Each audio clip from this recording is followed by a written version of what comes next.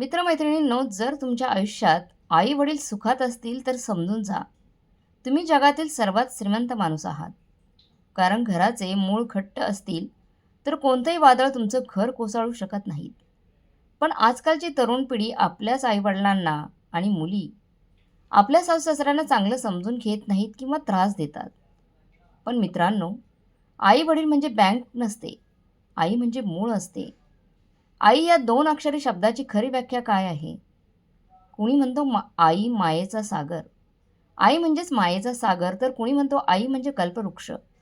पण आजच्या या धावपळी जिथे नाती पैशांच्या तराजूत मोजली जातात, तिथे एका आईची खरी किंमत काय उरते? आज आपण अशा एका माऊलीची आईची गोष्ट पाहणार आहोत, जिने स्वतः झिजवून आपल्या मुलाला साहेब बनवलं. पण त्याच मुलाने शहराच्या चमकदार दुनियेत आईला फक्त एक बँक समजण्याची चूक केली. ही गोष्ट आहे साताऱ्याच्या पळशी गावात राहणाऱ्या शांताबाईची आणि त्यांच्या स्वाभिमानाची. जेव्हा रक्ताचं नातं आणि विश्वासाचा गळा घोटला जातो, तेव्हा काय एक साधी आई रणरागिणी कशी बनते? चला तर मग अनुभवूया एका आईचा शून्यातून विश्वाकडे जाणारा प्रवास आणि डोळ्यात पाणी आणणारा एक धडा. साताऱ्याच्या पश्चिमेला सह्याद्रीच्या उंच रांगा जिथे आकाशाला भिडतात, तिथे निसर्गाचं एक वेगळंच रूप पाहायला मिळतं. पावसाळ्याच्या दिवसात तर हे डोंगर हिरवागार शालूने नटलेले असतात आणि सकाळच्या वेळी धुक्याची चादर अंगावर ओढून झोपलेले असतात. याच डोंगराच्या कुशीत लपलेलं एक छोटंसं गाव होतं पळशी. पळशीच्या टोकाला लाल मातीचा रस्ता जिथे संपतो, तिथे एक जुना पण स्वच्छ आणि नीटनेटकं घर होतं. घराच्या भिंतींना शेणांनी सारवलेलं होतं. अंगणात एक तुळशीचं वृंदावन होतं आणि तळाशी एक मोठं चिंचेचं झाड होतं. हे घर शांता आणि विठ्ठल देशमुखांचं होतं. पहाटाचे 4 वाजले होते. गावात अजूनही शांतता होती. फक्त कुठेतरी लांबवर कुत्र्यांचा भुंकण्याचा किंवा कोंबड्याचा आरवण्याचा आवाज येत होता. शांताबाईंना अलारामची गरज नव्हती. त्यांच्या शरीराला कष्टाची अशी सवय झाली होती की पहाटेचे 4 वाजले की आपोआप त्यांचे डोळे उघडायचे. शांताबाईंनी उशीची गोधडी बाजूला केली आणि हळूच उठल्या. बाजूला विठ्ठलराव गाढ झोपेत होते, पण अलीकडे झोपेतूनही एक वेगळा थकवा जाणवायचा त्यांना. त्यांचा खोकलाही वाढला होता. शांताबाईंनी त्यांच्याकडे ममत्वाने पाहिलं आणि बाहेर अंगणात गेल्या. थंडगार वारा अंगाला झुळझुळ वारा मारत होता. त्यांनी तुळशीसमोर दिवा लावला, हात जोडले आणि पुटपुटत विठ्ठलाला म्हणाली, आजचा दिवस तरी छान जावो, पीक नीट हो आणि अमोलची शाळेची फी वेळेवर भरता येवो. शांताबाईंचं जग त्यांच्या अमोलवरच फिरत होतं. अमोल 10वीत होता. अभ्यासात हुशार होता, पण परिस्थिती समजून घेणारा देखील होता. सकाळी 7 वाजले होते. अमोल शाळेसाठी तयारी करत होता. चेहऱ्यावर आज काहीतरी वेगळीच काळजी दिसत होती. शांताबाईंनी विचारलं, काय झालं रे बाळा? आज तुझं तोंड इतकं खाली का पडलेलं आहे? अमोलने दप्तर भरत खाली मान घातली आणि आईला हळू आवाजात म्हणाला, आई, आज शाळेची फी भरायची शेवटची तारीख आहे. सरांनी सांगितलंय, जर आज फी भरली नाही तर उद्यापासून वर्गात बसू देणार नाही. शांताबाई क्षणभर थबकल्या. घरात पैसे नव्हते. विठ्ठलरावांच्या औषधांसाठी मागच्या आठवड्यातील सारे पैसे संपले होते. पण त्यांनी अमोलला कधीच सांगितलं नव्हतं. त्या हसून म्हणाल्या, तू काही काळजी करू नकोस रे, शाळेत जा. दुपारी येईपर्यंत मी काहीतरी व्यवस्था करते. अमोल निघून गेल्यावर शांताबाईंच्या डोळ्यात पाणी आलं. त्या आता विठ्ठलराव खुर्च्यावर बसून जोरजोरात खोकत होते. त्यांनी शांताबाईंच्या हातातलं रिकामं पाकीट पाहिलं आणि म्हणाले, शांता, काय झालं? पैशांचा काही ताण आहे का? विठ्ठलरावांनी विचारलं. शांताबाईंनी थोडं बाजूला वळून उत्तर दिलं, काही नाही, औषधं घ्या आणि आराम करा. पण त्या विषयाला टाळून त्यांनी कपाटातल्या एका जुन्या डब्यातून त्यांचा लग्नाचा सोन्याचा मणी काढला. तो मणी म्हणजे त्यांच्या शेवटची जपवणूक होती. ती मणी त्यांनी हातात घेतला, एक दीर्घ श्वास घेतला आणि मग तडक त्या साताऱ्याच्या बाजारातल्या सावकाराकडे निघाली. सावकार रत्नलालने मणी हातात घेतला, नीट पाहिला आणि शांताबाईकडे पाहत म्हणाला, हे मणी तुम्ही ठेवलेत तर तुम्हाला पुन्हा मिळवणं फार कठीण होईल हा. हे तुमचे शेवटचे दागिने आहेत ना? शांताबाईंनी डोळे भरून आले त्यांचे. पण त्याचा आवाज थांबला होता. त्या म्हणाल्या, दागिने पुन्हा मिळतील सावकार, पण माझ्या मुलाचं शिक्षण थांबलं तर ते पुन्हा वर्ष मिळणार नाही. माझा मुलगा मोठा झाला की दागिने मी नक्की सोडून नेईन. सावकाराने पैसे मोजून दिले. ते पैसे घेऊन शांताबाई धावत शाळेत गेल्या. अमोल वर्गात बसला होता. खिडकीतून त्यांनी त्याला त्याला पाहिलं. त्यांच्या चेहऱ्यावरची भीती निघून गेली होती. कारण फी भरल्याची पावती त्याच्या हातात होती. शांताबाईच्या चेहऱ्यावर एक समाधानाचं हसू फुटलं. त्यांना स्वतःच्या रिकाम्या गळ्याचं दुःख नव्हतं, तर मुलाच्या उज्ज्वल भविष्याचा आनंद होता. काळ कोणासाठी थांबत नाही. अमोल 10वीत चांगले गुण घेऊन पास झाला. शांताबाईंनी रात्रंदिवस मेहनत करायला सुरुवात केली. पहाटे 4 वाजता उठून स्वतः शेतात जाऊन काम करायचं. दुपारी दुसऱ्यांच्या घरी जाऊन भांडी घासायची आणि संध्याकाळी पुन्हा गुरं सांभाळायची. त्यांच्या हातावरचा फोड वाढतच गेले होते. पाय चिखलाने माखलेले असायचे, पण त्यांनी कधी तक्रार केली नाही. एका रात्री जोरदार पाऊस पडत होता. त्याचवेळी विठ्ठलरावांची तब्येत अचानक खराब झाली. त्यांना दवाखान्यात न्यायला गावात धावपळ झाली. गाडी नव्हती. शांताबाईंनी आणि अमोलने त्यांना खांद्यावर घेतलं आणि मुख्य रस्त्यापर्यंत नेलं. पण तोपर्यंत खूप उशीर झाला होता. विठ्ठलरावांच्या निधनाने घराचा आधार गेला. शांताबाई एकट्या पडल्या, पण त्यांनी स्वतःला सावरलं. विठ्ठलरावांच्या फोटासमोर उभं राहून त्यांनी शपथ घेतली, तुम्ही गेलात, पण आपल्या अमोलला मी साहेब बनवल्याशिवाय राहणार नाही. वर्ष गेली. अमोल पुण्यात इंजिनिअरिंगला गेला. शांताबाईंनी पोटाला चिमटा मारून त्याला पैसे पाठवले. स्वतः शिळी भाकरी काढली, पण अमोलला कधी पैशांची कमतरता भासू दिली नाही. आणि अखेर तो दिवस उजळला. अमोल इंजिनियर झाला गावचा. एस टी स्टँडवरून जेव्हा अमोल हातात डिग्री घेऊन खाली उतरला, तेव्हा शांताबाईंच्या आनंदाला काहीच तोड नव्हती. त्यांनी संपूर्ण गावात साखर वाटली. गावातील लोक म्हणत होते, शांता, तू नशिबवान आहेस. तुझा मुलगा आता पुण्यात मोठा साहेब होणार. शांताबाई अभिमानाने म्हणाली, माझा मुलगा साहेब नाही झाला हो, माझ्या कष्टाचं फळ मिळाले मला. पण त्याचवेळी शांताबाईंना काहीच कळत नव्हतं की ज्या मुलासाठी त्यांनी आयुष्य झोपून दिलं, तोच मुलगा शहराच्या चकचकीत आपल्या आईचं कष्ट विसरणार होता. ज्या आईने त्याला चालायला शिकवलं, तिला तो एक दिवस बँक समजून वागवणारा होता. पळशी गावच्या लाल मातीतून अमोल जेव्हा पुण्याच्या चमचमीत डांबरी रस्त्यावर आला, तेव्हा त्याच्या डोळ्यात नवे स्वप्न होते. पुणे म्हणजे शिक्षणाचं माहेरघर, पण अमोलसाठी ते संधीचं माहेरघर होतं. सुरुवातीचे काही दिवस तो रोज आईला फोन करायचा. साताऱ्याच्या त्या छोट्याशा घरात शांताबाई फोनची वाट पाहत तासनतास बसायच्या. आई, आज मला मोठ्या कंपनीत नोकरी लागली आहे, असा अमोलचा उत्साही आवाज ऐकून शांताबाईंच्या डोळ्यात आनंदाचे अश्रू यायचे. पण नंतर हळूहळू काळ सरकत गेला आणि ती फोनची घंटी कमी वाजू लागली. शहराचा वेग अमोलच्या आयुष्यात इतका वाढला की त्याला मागे वळून पाहायची पण संधीच नव्हती. अमोलच्या ऑफिसमध्ये स्वाती नावाची एक मुलगी होती. श्रीमंत घरची, दिसायला सुंदर आणि विचारांमध्ये आधुनिक होती. ती अमोलच्या सोप्या सोद्या स्वभावाकडे आकर्षित झाली, पण तिला अमोलच्या गरिबीशी किंवा त्याच्या गावाकडच्या मुळांशी काही संबंध नव्हता. एका आलिशान कॅफेमध्ये बसून स्वातीने अमोलला विचारलं, अमोल, आपण लग्नाचा विचार करतोय, पण तुझं लाईफस्टाईल बदलणं गरजेचं आहे. तू अजूनही त्या जुन्या विचारात अडकलेला आहेस. अमोलने विचारलं, मग नेमकं काय करायचं? स्वाती म्हणाली, म्हणजे असं की आपल्याला पुण्यात स्वतःचा मोठा फ्लॅट घ्यायला हवा, लक्झरी कार. तुझ्या गावाला काय हवंय? काय करायचं गावचं? फक्त ती लाल माती आणि ते जुनं घर आहे. आता तिथून तू बाहेर पड. आम्हाला सुरुवातीला हे समजलं नाही, पण स्वातीच्या प्रेमासाठी आणि शहराच्या प्रतिष्ठेसाठी तो हळूहळू बदलू लागला. त्याला वाटू लागलं की जर त्याला समाजात मान मिळवायचा असेल तर त्याला पैसा हवा आहे. लग्नानंतर काही महिन्यातच अमोलचा फोन शांताबाईंना आला, पण यावेळी तो खुशाली विचारायचा नव्हता. आई, पुण्यात सिंहगड रोडला एक छान फ्लॅट मिळतोय, पण डाऊन पेमेंटसाठी 15 लाख रुपये हवे आहेत. माझ्याकडे तेवढे नाहीत गं, असं अमोल चिंतेत नाटक करत म्हणाला. शांताबाई क्षणभर शांत राहिला. त्यांच्याकडे पैसे कुठून येणार याबाबत काही ठरवलेलं नव्हतं, पण मुलाचं घर होणार याच विचाराने ती खूप आनंदी झाली. तिने मनाशी ठरवलं, अमोलचं घर झालं की तो नक्कीच तिथे येईल. विठ्ठलरावांच्या नावावरची शेत विकण्याचा धाडसी निर्णय तिने घेतला. गावातली लोक ओरडले, शांता, तुला वेळ लागलाय का? वडिलांची जमीन विकू नकोस. उद्या काय झालं तर काय करशील? पण शांताबाईंनी फक्त एकच उत्तर दिलं, माझा मुलगाच म्हणजे माझं भविष्य आहे. त्याचं घर होतंय ना, मग या जमिनीची मी काय करणार आहे? काय उपयोग?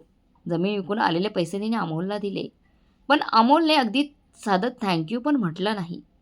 त्याला वाटलं हे तर आईचं कर्तव्यच होतं. स्वातीचा भाऊ समीर कदम हा एक धूर्त माणूस होता. त्याची एक फायनान्स कंपनी होती, कदम फायनान्स सर्व्हिसेस. समीरला माहीत होतं की शांताबाईंकडे अजूनही विठ्ठलरावांची PF आणि काही मुदत ठेवी आहेत. एक दिवस समीरने अमोलला म्हणाला, अरे अमोल, तुझ्या आईच्या नावावर जे पैसे पडलेले आहेत ना बँकेत, त्यावर तिला काय व्याज मिळत आहे? ते पैसे माझ्या बिझनेसमध्ये गुंतव, तुला फार मोठा नफा होईल आणि आईलाही वाटेल की मुलगा प्रगती करतोय. अमोलने विचारलं, पण आई तयार कशी होईल? समीर कुत्सितपणे हसून म्हणाला, सांगायचं काय, तिचं बँकेचं पासबुक आणि सही घे. बाकी मी सांभाळतो. शेवटी हे पैसे तुझ्याच उपयोगासाठी आहेत ना. अमोलला सुरुवातीला भीती वाटली, पण स्वातीने त्याला पटवून दिलं. अमोलने आईला गावी जाऊन भेट दिली. पण ती माया म्हणून नव्हती, तर कागदपत्रांवर सही घेण्यासाठी होती. निरागस शांताबाईंनी मुलावर विश्वास ठेवून कोऱ्या कागदांवर सह्या केल्या. त्यांना वाटलं अमोल त्याच्या भविष्याची तरतूद करतोय. काही दिवसांनी शांताबाईंना अमोलची खूप आठवण आली. त्यांनी शेतातल्या काही भाज्या आणि अमोलच्या आवडीचं वरण भात टिफिनमध्ये भरलं आणि ते कोणालाही न सांगता पुण्याला निघाल्या. अमोलच्या सोसायटीजवळ पोहोचल्या. वॉचमनने थांबवलं, कारण त्या मळकट कपड्यात होत्या. कसंबसं अमोलच्या दरवाजापाशी पोहोचल्या. आतून जोरात ओरडण्याच्या आवाजाने घर भरलं होतं. अमोलला सांगत होती, तुझ्या आईला सांग, आता आपल्याकडे पैसे संपले, त्यांच्याकडून पैसे मागण्यासाठी पुन्हा फोन कर. स्वातीचा आवाज ऐकून शांता थबकली. अमोल वैतागून म्हणाला, मी काय करू, बँकेचे हप्ते थकलेत. समीर म्हणतोय की आईच्या खात्यातून अजून पैसे निघू शकतात. पण आता जर तिने विचारलं की पैसे कुठे गेले, तर मी काय सांगू तिला? ओरडलाच काही सांग, पण तिला स्पष्ट करून सांग की आई, तू आमची बँक आहे, जिथून आम्ही कधी पैसे काढू शकतो. दरवाजाच्या बाहेर उभे असलेल्या शांताबाईंच्या हातातला टिफिन थरथरला. ज्या मुलासाठी त्यांनी स्वतःची स्वप्न तोडली होती, ज्या मुलासाठी जमीन विकली, तोच मुलगा आज त्यांना बँक समजत होता. त्यांच्या हृदयात जणू वीज कडकडली. त्यांनी डोळ्यातले अश्रू पुसले. रडायची वेळ नव्हती. त्यांना जाणवलं की अमोल फक्त पैसेच नाही, तर त्यांचा स्वाभिमानही चिरडत होता. त्यांनी शांतपणे तिथून मागे फिरण्याचा निर्णय घेतला. मग त्यांच्या मनात आता एक वेगळाच निर्धार होता. शांताबाई अमोलच्या घराच्या दाराशेजारी सुन्न उभ्या होत्या. त्या टिफिनमधून मायेचा सुवास येत होता. तोच टिफिन आता त्यांना जड पाडू लागला. त्यांनी ऐकलेले शब्द, आई तू आमची बँक आहेस, त्यांच्या कानात गरम शिशासारखे टोचत होते. त्यांनी दार ठोठवलं नाही. तिथून हळूच पावलं उचलली आणि लिफ्टऐवजी जिन्याने खाली उतरत होत्या. त्यांच्या मनात दोन विचार युद्ध करत होते. एक विचार म्हणत होता, अमोल तुझा मुलगा आहे, तो असं करू शकत नाही. पण दुसरा विचार ठामपणे समोर उभा होता, ज्याने अमोल आणि स्वातीच्या तोंडून निघालेले कटू खरं ऐकलं होतं. बाहेर पावसाची बुरबुर चालू झाली होती. ती पुण्याची धावपळ शांताबाईंना परकी वाटू लागली. त्या एका बाकावर बसल्या आणि विचार करू लागल्या. अमोलने मागच्या 6 महिन्यात किती वेळा पैसे मागितले? पीएफचे पैसे, विठ्ठलरावांची उरलेली पुंजी सगळी कुठे गेली? त्यांनी पदराने डोळे पुसले. रडायचं नाही शांता. त्या स्वतःशीच पुटपुटल्या. विठ्ठलरावांनी कधी कोणासमोर हात पसरले नाहीत आणि मीही पसरणार नाही. त्यांनी ठरवलं, आधी खरं शोधायचं. दुसऱ्या दिवशी सकाळी 10 वाजता शांताबाई साताऱ्याच्या त्यांच्या मुख्य बँकेत पोहोचल्या. तिथल्या मॅनेजर विजय त्यांना शांताबाईंची ओळख चांगलीच होती. त्यांना बघताच त्यांनी विचारलं, काय शांताबाई, आज अचानक अमोल पुण्याला गेला होता का? शांताबाईंनी खुर्चीवर बसत म्हटलं, विजय साहेब, माझं पासबुक अपडेट करा आणि मागच्या 6 महिन्यातले व्यवहार दाखवा. विजयने कम्प्युटरवर काही बटणं दाबली आणि त्यांचा चेहरा गंभीर झाला. शांताबाई, तुमच्या खात्यातून गेल्या 2 महिन्यात मोठी रक्कम निघून गेली आहे आणि धक्कादायक म्हणजे कालच एक ॲटो डेबिट रिक्वेस्ट आली आहे. म्हणजे दर महिन्याला ठराविक रक्कम तुमच्या खात्यातून आपोआप कापली जाणार आहे. शांताबाईंनी विचारलं, कोणाच्या खात्यात पैसे जाणार आहेत? असं विजय म्हणाला, एक फायनान्स कंपनी आहे, कदम फायनान्स सर्व्हिसेस नावाची, आणि ही कंपनी अमोलच्या पुण्यातल्या पत्त्यावरून ऑनलाईन पद्धतीने सुरू झालेली आहे. त्यावर तुम्ही सहमती दिली आहे. शांताबाईंना लक्षात आलं, अमोल गावी आल्यावर एका मोबाईल ॲपवर त्यांचा अंगठा घेतला होता आणि म्हणाला होता, आई हे तुझा विमा काढण्यासाठी आहे. पण तो विमा नव्हता, त्यांचं कर्ज कापण्याचा परवाना होता, असं विजयने पुढे सांगितलं. मॅडम, या कदम फायनान्सचा रेकॉर्ड फारसा चांगला नाही आहे. ही कंपनी कर्जदारांकडून पैसे जबरदस्तीने वसूल करते आणि अमोलने स्वतःच्या बिझनेससाठी यांनी कर्ज घेतलं असावं आणि आता ते फेडण्यासाठी तुमच्या खात्याचा वापर चालू आहे. शांताबाईंना सगळं कळलं. अमोल फक्त हक्काचा नव्हता, तर तो समीरच्या हातातील बाहुली बनला होता आणि समीर कदम त्यांच्या कष्टाच्या पैशांवर डल्ला मारत होता. शांताबाई घरी आल्या. रात्री विठ्ठलरावांच्या फोटोसमोर बऱ्याच वेळ बसून राहिल्या. त्यांच्या डोळ्यासमोर अमोलचं बालपण उभं राहिलं. तो छोटा अमोल जो पावसात भिजल्यावर आईच्या पदराखाली लपायचा. आज तोच मुलगा आपल्या आईला उघड्यावर ठेवत होता. त्यांनी अमोलला फोन केला. हॅलो आई, काय झालं, पैसे पाठवशील का? अमोलचा आवाज उतावळा होता. शांताबाई शांत आवाजात म्हणाली, हो अमोल, पैसे पाठवण्यासाठी फोन केला आहेस, पण मला काही कागदपत्र समजत नाही आहेत. तू आणि स्वाती उद्या गावी या, इथे सगळं सांभाळा, म्हणजे काम होईल. अमोल वाटलं आईला काहीच कळत नाही. तो आनंदाने म्हणाला, हो आई, आम्ही उद्या सकाळीच येतो. दुसऱ्या दिवशी अमोल आणि स्वाती मोठ्या उत्साहात बळशीत आले. त्यांना वाटलं की आज शांताबाईंच्या उरलेल्या सुरलेल्या ठेवी त्यांच्या खिशात येतील. घरात शिरताच स्वाती म्हणाली, आई हे जुनं घर किती जुनं आहे. अमोल म्हणाला, लवकर सांभाळा, आपल्याला संध्याकाळी पुण्याला परतायचं आहे. शांताबाईंनी टेबलावर काही कागद ठेवले. अमोलने घाईघाईने पेन काढला, पण जेव्हा त्याने कागद वाचले तेव्हा त्याचे हात थरथरू लागले. ते सह्यांचे कागद नव्हते तर बँकेला दिलेली तक्रार आणि वकिलांची नोटीस होती. शांताबाई उभ्या राहिल्या. त्यांचा चेहरा शांत होता, पण डोळ्यात संतापाची आग होती. अमोल, तू विचारलं होतंस ना, आई तू आमची बँक आहेस का? त्याला आज उत्तर ऐकू दे. मी तुझी बँक नाही आहे, मी तुझी आई आहे. आणि आई म्हणून तुला जन्म देणं माझं कर्तव्य होतं, पण आईला लुटण्याचा अधिकार तुला कुणी दिला? स्वाती ओरडली, हे काय लावलंयस तुम्ही? आम्हाला पैशांची गरज आहे आई. शांताबाई स्वातीकडे बघून म्हणाल्या, मग म्हणायचं तुझी गरज असेल, पण कष्टाचे पैसे तर माझेच आहेत ना. समीरला सांग. शांता देशमुख अनपढ असली तरी अन्यायापुढे कधी झुकत नाही. मी बँकेत सगळे ब्लॉक केलंय आणि समीरवरही फसवणुकीचा गुन्हा दाखल केला आहे. अमोलला तर धक्का बसला. त्याला कल्पना नव्हती की त्याच्या आई इतकी कठोर असू शकते. शांताबाईंनी घेतलेल्या ठाम निर्णयामुळे अमोल आणि स्वातीच्या पायाखालची जमीन सरकली होती. पण समीर इतका सोपा साधा सरळ नव्हता. त्याने आपली ओळख वापरून शांताबाईंवर उलट केस दाखल केली. मानहानी आणि फसवणुकीचा त्याने असा दावा केला की शांताबाईंनी स्वतःहून गुंतवणुकीचे कागदपत्र सही करून दिले होते आणि आता तेच लोक खोटा आरोप करत आहेत. पुण्यातील एक सत्र न्यायालयात हा दिवस उजाडला. एका बाजूने महागड्या कोर्टातील समीर कदम त्यांच्या नामवंत वकील होते, तर दुसऱ्या बाजूला साधीसुती साडी घातलेली शांताबाई आणि साताऱ्याहून आलेला एक साधा वकील होता. कोर्टाची कारवाई सुरू झाली. समीरच्या वकिलांनी शांताबाईंना पिंजऱ्यात उभं करून प्रश्नांची लगबग सुरू केली. वकील म्हणाले, शांताबाई तुम्ही म्हणताय की अमोलने तुम्हाला फसवून सह्या घेतल्या, पण या कागदावरून तुमचा अंगठा आणि सही अगदी स्पष्ट आहे. मग आत्ताच तुम्हाला हे फ्रॉड का वाटतंय? त्यावेळेस नाही वाटलं का? मुलाने पैसे द्यायला उशीर केला म्हणून तुम्ही हे नाटक रचलंय. शांताबाई शांत उभ्या होत्या. त्यांच्या डोळ्यात भीती काही नव्हती. त्या म्हणाल्या, वकील साहेब, अंगठा माझाच आहे, पण तो विश्वासाने दिला होता. ज्या मुलाला बोट धरून चालायला शिकवलं त्यानेच खोल दरीत ढकलावं हे स्वप्नातही वाटलं नव्हतं. वकील म्हणाले, भावना बाजूला ठेवा मॅडम, पुरावा काय आहे की तुम्हाला हे व्यवहार माहीत नव्हते. समीरने अमोलला साक्ष देण्यासाठी बोलवलं. अमोल पिंजऱ्यात उभा राहिला. त्याची नजर आईच्या नजरेला भिडू शकत नव्हती. समीरने आधीच त्याला धमकी दिली होती की जर तू बाजू बदललीस तर कर्जाच्या खाईत पूर्णपणे बुडवून टाकीन मी तुला. समीरचा वकील म्हणाला, अमोल, तुझी आई म्हणते की तू तिचे पैसे चोरलेस. हे खरं आहे का? अमोल थरथरत होता. त्याने एक नजर स्वातीकडे टाकली, जी रागाने तिच्याकडे बघत होती. तो अडकळत म्हणाला, नाही, आईने स्वतःहून बिझनेससाठी मदत केली होती. शांताबाईच्या हृदयात जणू काही सुरी घातली गेली होती. आपलाच मुलगा कोर्टात उभा राहून उघडपणे खोटं बोलतोय हे पाहून त्यांच्या डोळ्यातून एक अश्रू निघाला. पण त्या क्षणी त्यांनी ठरवलं की आता फक्त आई होऊन चालणार नाही, तर एक स्त्री म्हणून अन्यायाविरुद्ध लढायचं आहे. शांताबाईंच्या वकिलांनी बँकेचे मॅनेजर विजय यांना साक्षीदार म्हणून बोलवलं. विजयने कोर्टात एक महत्त्वाची फाईल ठेवली आणि म्हणाला, माय लॉर्ड, शांताबाईंच्या खात्यातून जे पैसे ट्रान्सफर झाले ते ज्या IP ॲड्रेसवरून झाले आहेत ते IP ॲड्रेस अमोल देशमुख यांच्या पुण्यातील फ्लॅटचा आहे. पण महत्त्वाचं म्हणजे ज्या दिवशी हे ऑनलाईन व्यवहार झाले त्या दिवशी शांताबाई साताऱ्याच्या एका ग्रामपंचायत बैठकीत होत्या. त्याचे CCTV फुटेज आणि रजिस्टर आमच्याकडे आहे.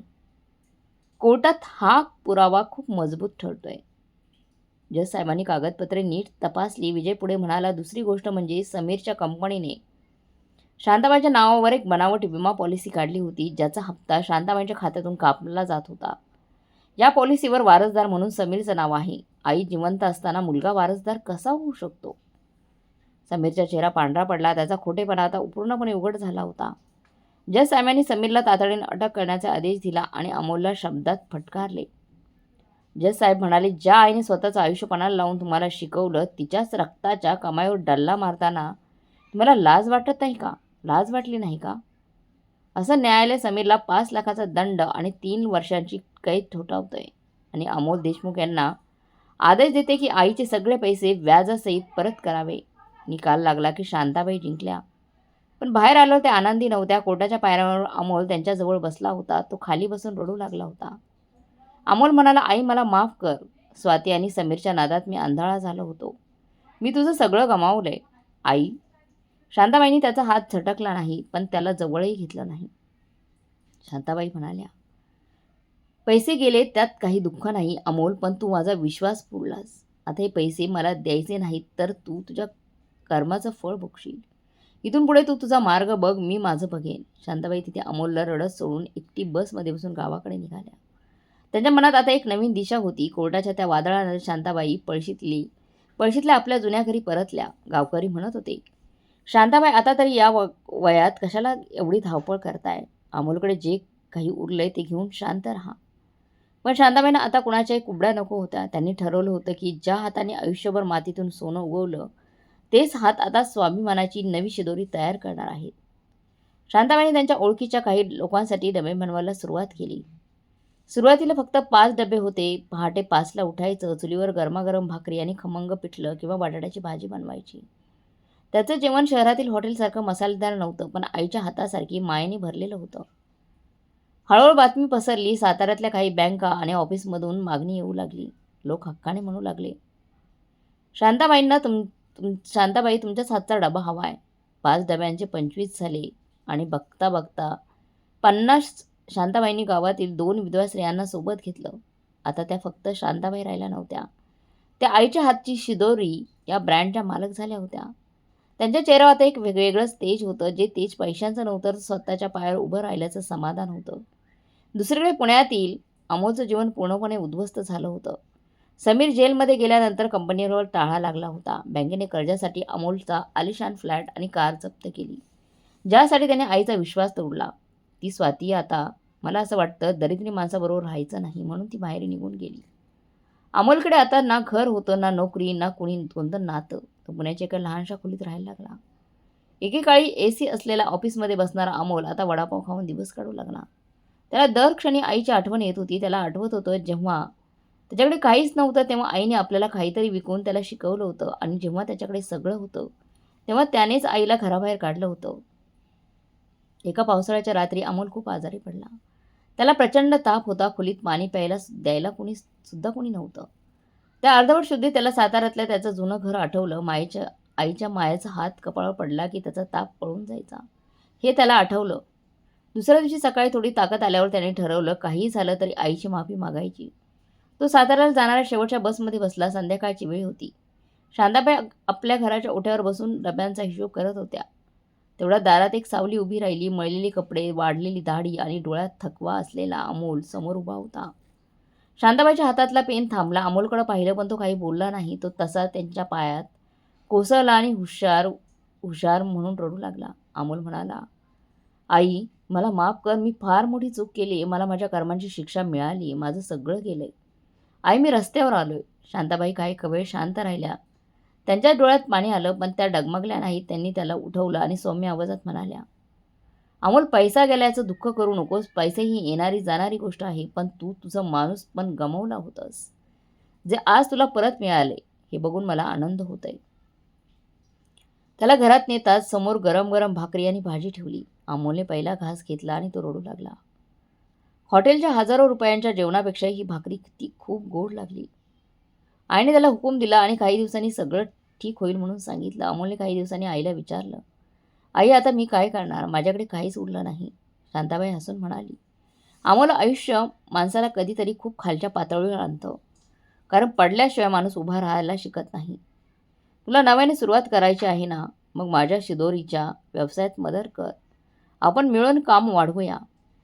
मग अमोल आता आईच्या व्यवसायाचं मार्केटिंग आणि डिलिव्हरी सांभाळायला लागला. तो साध्या सायकलवर डबे पोचवायचा, पण त्याच्या चेहऱ्यावर आता वेगळाच आनंद दिसायचा. कथेच्या शेवटी शांताबाई आपल्या अंगणातल्या चिंचेच्या झाडाखाली बसल्या होत्या. अमोल धावत येतो आणि म्हणतो, आई, आज 100 डब्यांची ऑर्डर मिळाली आहे. शांताबाई मायेने त्याच्याकडे बघतात आणि प्रेक्षकांसाठी एक विचार मांडतात. मित्रांनो, आई कधीच बँक नसते. बँक तर फक्त एक व्यवहार करते. आई म्हणजे झाडाची मूळ असते. झाड कितीही मोठं झालं, शहराच्या आकाशाला भिडलं, तरी वादळ आल्यावर त्याला फक्त त्याची मुळंच सावरू शकतात. शक्य आहे मुळं घट्ट असतील तर झाड पुन्हा उभं राहायला वेळ लागत नाही. ही गोष्ट फक्त एका फसवणुकीची नव्हती, तर एका स्त्रीच्या आत्मसन्मानाची आणि एका मुलाच्या पश्चातापाची होती. आई म्हणजे बँक नसती, मूळ असते. हा संदेश आजच्या बदलत्या पिढीला आरसा दाखवणारा आहे. मित्रांनो, शांताबाईंची ही गोष्ट आपल्याला खूप काही शिकवते. आपण किती मोठे झालो, किती पैसे कमवले, तरी ज्या मुळांमुळे आपण आज उभे आहोत त्यांना विसरणं म्हणजे स्वतःचा नाश करण्यासारखं आहे. आई कधीच व्यवहाराची बँक नसते, तर तिथं तो मोठा अक्षय साठा आहे जो आपल्याला जन्मभर साथ देतो. आज जर तुमच्या आयुष्यात आई-वडील सुखात असतील, तुमच्याबरोबर असतील, तर समजून जा. तुम्ही जगातील सर्वात श्रीमंत माणूस आहात. कारण घराचे मूळ घट्ट असतील तर कोणतंही वादळ तुमचं घर कोसळू शकत नाही. तर मग मित्र-मैत्रिणींनो, तुम्हाला ही कथा, शांताबाईचा लढा कसा वाटला? तुम्हाला प्रेरणा मिळाली का? कमेंट्समध्ये नक्की सांगा. ही कथा मनाला भिडली असेल तर आपल्या आईवडिलांच्या सन्मानासाठी हा व्हिडिओ नक्की शेअर करा. आणि अशाच हृदयस्पर्शी गोष्टींसाठी आपल्या चॅनलला सबस्क्राईब करायला विसरू नका. भेटूया पुढच्या कथेत. तोपर्यंत धन्यवाद.